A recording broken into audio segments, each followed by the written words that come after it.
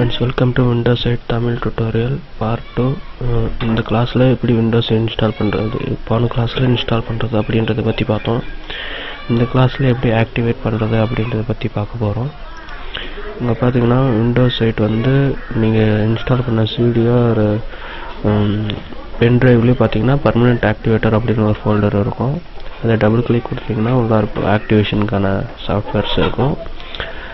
நம்ம எதுக்கு இது ஆக்டிவேட் பண்றோம் அப்படினு பார்த்தோம்னா, இப்போ நீங்க Windows 8 இன்ஸ்டால் பண்ணாலியும் ஒரு கொஞ்ச நாளுக்கு அப்புறம் பார்த்தோம்னா அப்புறம் ஜெனிக்கியோ அதே மாதிரி அப்புறம் நிறைய கஸ்டமைசிங் அதெல்லாம் எதுவும் பண்ண முடியாது Windows 8 ஆக்டிவேட் பண்ணாத. சோ அதனால Windows 8 வந்து ஆக்டிவேட் பண்ணனும். அதனால தான் நான் இந்த டுட்டோரியல்ல கஸ்டமைஸ் பண்றது அதெல்லாம் பத்தி நான் சொல்லல, ஆக்டிவேட் மட்டும் நான் பண்றேன். பாத்தீங்கன்னா ஆக்டிவேட்டர் அப்படின கேஜ் அப்படினு இருக்கு, அது ஓகே கொடுக்கணும். பாத்தீங்கன்னா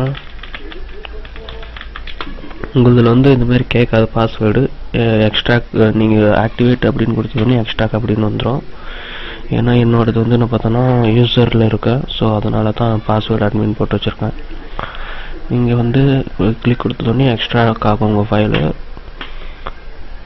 கீழே பார்த்தோம்னா அது கீழே இன்னொன்னு ஃபிக்ஸ் அப்படின்னு இருக்கு. இது எதுக்குன்னா நம்ம இந்த ஆக்டிவேஷன் பண்ணாலையும் ஏதாச்சும் ப்ராப்ளம், அதாவது ஃபுல்லா ஆக்டிவேஷன் ஆயிருக்காது, இந்த ரெண்டுத்தையும் ஒரே டைம்ல நம்ம பண்ணும்போது தான் ஃபுல்லா ஆக்டிவேஷன் ஆகும். இதுல பாத்தீங்கன்னா Windows 8 இன்ஸ்டால் அப்படின்றத செலக்ட் பண்ணிக்கோங்க. ஒரு கமாண்ட் விண்டோ வந்து ஓபன் ஆகும். Pirate activator will be installed on your computer அப்படின்னு கேக்குது, எஸ் ஆர் நோவா அப்படின்ட்டு நீங்க ரைட் கிளிக் கொடுத்தீங்கன்னா ஸ்டார்ட் ஆகும். தெரியுதுங்களா? பாத்தீங்கன்னா இப்போ ஒர்க் ஆயிட்டு இருக்கு. நான் வந்து ஸ்டேட்டஸ் ஓகே அப்படின்னு வந்துச்சுன்னா அப்புறம் நீங்க எதுவும் ரொம்ப நேரம் இதே மாதிரி தான் இருக்கும். நீங்க வந்து உடனே எந்த பட்டனும் அழுத்திடாதீங்க.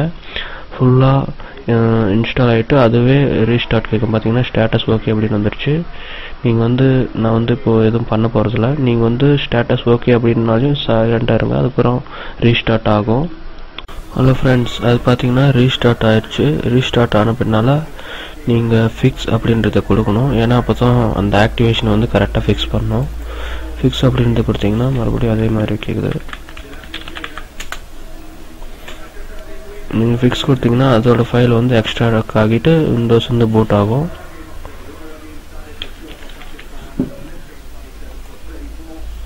ஹலோ ஃப்ரெண்ட்ஸ், பாத்தீங்கன்னா அது ரீஸ்டார்ட் ஆயிட்டு